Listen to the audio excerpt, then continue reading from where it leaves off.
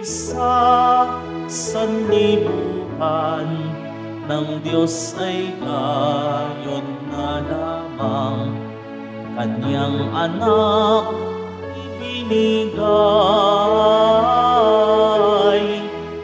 upang mabuhay kailanman ang nananalig na tunay na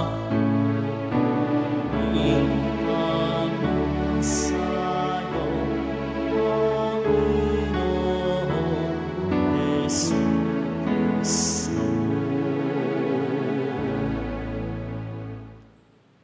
Sumainyo ang Panginoon. At sumaiyo rin. Ang mabuting balita ng Panginoon ayon kay San Juan. Papuri sa iyo, Panginoon. Nung panahong yun, sinabi ni Jesus sa mga Hudyo, kung ako lamang ang nagpapatotoo tungkol sa aking sarili, huwag ninyong tanggapin. Ngunit may ibang nagpapatotoo tungkol sa akin. At totoo ang kanyang sinasabi. Nagpasugo kayo kay Juan at nagpatotoo siya tungkol sa katotohanan. Hindi sa kailangan ko ang patotoo ng tao. Sinasabi ko lamang ito para maligtas kayo. Si Juan ay parang maningas na ilaw na nagliliwanag noon at kayo'y sandaling nasiyahan sa kanyang liwanag. Ngunit may patotoo tungkol sa akin na higit sa patotoo ni Juan.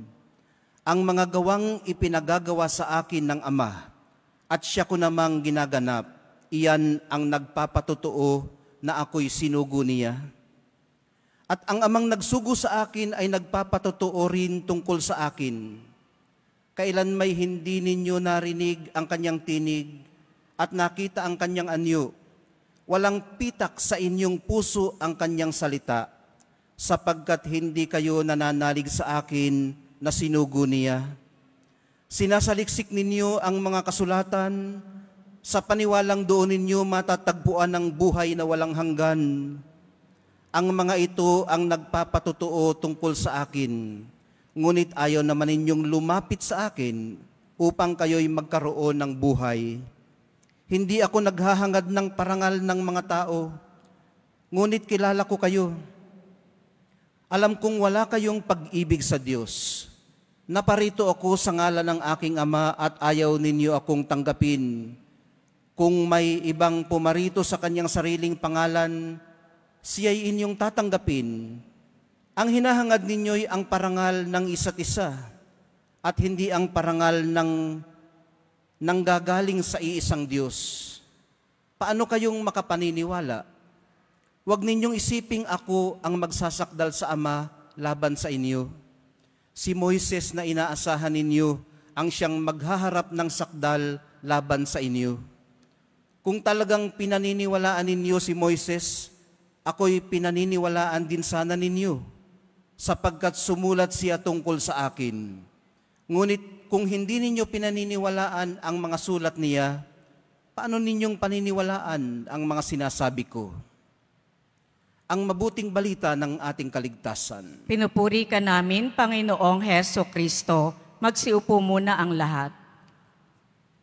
Good afternoon po sa inyong lahat.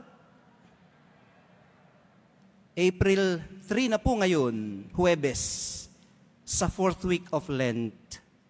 At napakinggan po natin mula sa mga pagbasa sa araw na ito na may likas po tayong pagnanais na lumapit at sumamba sa Diyos. Hinahanap po ng ating puso ang Diyos. Hinahanap nga lang natin siya sa mga maling lugar at paraan.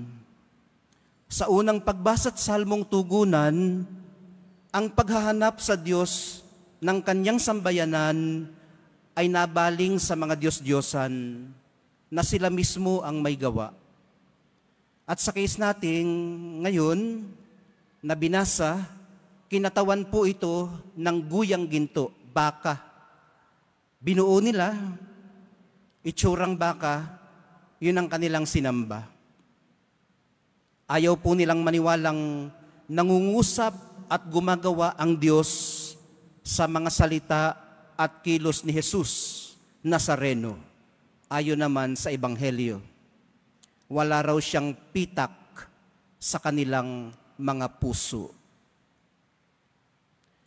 Hindi rin po malayo sa atin ngayon na masilat sa kinahulugan nila noon, lalo't hindi natin alam na may umuuko pa sa ating mga puso, hindi nga lamang siya. Marami tayong dinidiyos, namamalayan man natin o hindi. Marami tayong ginagawang mga Diyos-Diyosan sa ating sarili, gustuhin man natin o hindi. Kapangyarihan po ang nauuna rito sa listahan.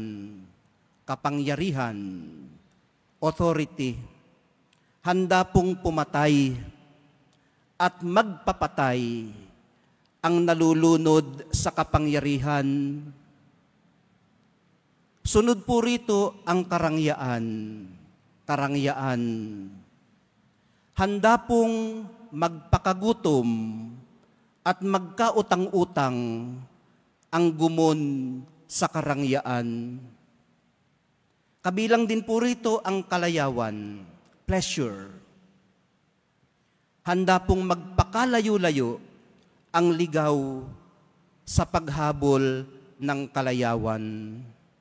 Lahat ng ito, mga kapatid, ang pursuit of power, prestige, and pleasure ay nagdudulot po ng alienation sa Diyos, sa sarili, at sa kapwa, na sa huli ay lalong magdadala ng kalungkutan, magpapalalim ng sugat, at magpapahungkag ng puso at kalooban. Ang kailangan po'y maibalik tayo sa focus sa ating paghahanap. Sa katatakbo nating naghahanap sa Diyos, siya po mismo ang ating hanapin. Sa kahahabol natin para hanapin ang ating sarili, umuwi po tayo sa halip na lumayo. Baka sa mukha lang pala ng ating kapwa natin masisilip ang kaniyang liwanag. Sa halip na pursuit of happiness, bakit hindi pursuit of meaning? Sa halip na pursuit of pleasure, bakit hindi pursuit of purpose? Baka sakaling maiakma natin ang paghahanap natin sa ating hinahanap. Ang Diyos po kasing hindi natin makita at maintindihan ay pwede namang matagpuan at maranasan. Nariyan siyang nagbibigay lakas pag nahawakan natin ang sarili nating mga kahinaan at kakulangan. Nariyan siyang nagpapalumanay pag nahuli natin ang sarili nating mga pagmamalabis at kasobrahan. Ganyan-ganyan po ang konkretong ginagawa sa atin ng banal na Eucharistia, minamahal kong mga kapatid. Natatagpuan natin siya roon, nararanasan, nahahawakan, at iniingatan niya tayo sa kanyang banal na awa at kamahal-mahalang puso.